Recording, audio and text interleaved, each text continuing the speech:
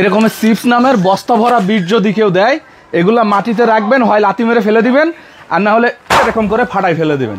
Gas লাইটটা একটু দে, এই যে সৈকত একটু নিচু হ। এই বিষের প্যাকেটে লাথি মারছি দেখে আপনি হয়তো অখুশি হয়েছেন যে ভাই খাবারে লাথি মারলেন কেন। এটা খাবার না, এটা পয়জন। এই পয়জন দিনের পর দিন আপনার শরীরে ঢুকতেছে, আপনার বাচ্চার শরীরে ঢুকতেছে। সেই কারণে আপনার বাচ্চা, আপনি সবাই মিলে একটা দেশ পঙ্গুত্বে বরণ করতেছে। আমার বাচ্চাটা আলহামদুলিল্লাহ সুস্থ, একটুখানি সুস্থ হয়েছে, দোয়া করবেন। এই রকমের এক প্যাকেট চিপস নামের বিষ খেয়ে আমার বাচ্চাটা অসুস্থ হয়েছিল। কেন জানি আমি একটা ইউটিউব ভিডিওতে দেখলাম, দেখে আমার যেন মনে হলো যে আমিও একটু চেষ্টা করে দেখি। একটু আগে আমি লাথি মেরে একটা ফাটায়া দেখলাম যে আসলে ঘটনা সত্যি। একটুখানি আমি আগুন দিচ্ছি, এতে দেখেন, এবং সেটা কি পরিমাণ জ্বলতেছে একটু দেখেন, আপনি একটু দেখেন।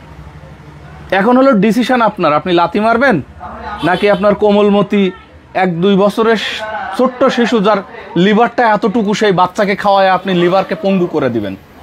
আপনার ভবিষ্যৎ প্রজন্ম ধ্বংস করবেন নাকি এই চিপস আপনি খাওয়াবেন, খাওয়ায় আপনি ভালো থাকবেন। এই বিষয়টা দেখার সম্পূর্ণ দায়িত্ব হলো আপনার। আমি তো ভাই শপথ করছি আমার বাচ্চাকে আর কখনো খেতে দিব না। আমি এমনি দিই না, ভালোবেসে কোনো এক বন্ধু আমার বাচ্চাকে দিয়ে 3 দিন প্রচণ্ড পরিশ্রম করে বহু ডাক্তারের কাছে গিয়ে, অনেক মানুষের কাছ থেকে এ নিয়ে জ্বর, পেট ব্যথা, একের পর এক আমার বুকের উপরে বমি করতেছে, এসব থেকে বেরোইছি। দয়া করে আপনি যদি আপনার ছোট্ট শিশুর ভালো চান, এই বিষ ওদেরকে আর খাওয়ায়েন না।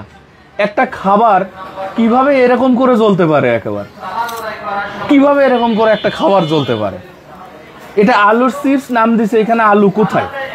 পটেটো ক্র্যাকার্স না পটেটো চিপস এইসব নাম দেয়, কিন্তু চিপস হলে কি এরকম জ্বলে বা জ্বলার কথা? সেই জন্য হয়তো এরকম জ্বলতেছে। আমি বিজ্ঞানী না, এই বিষয়ে আমি জানি না।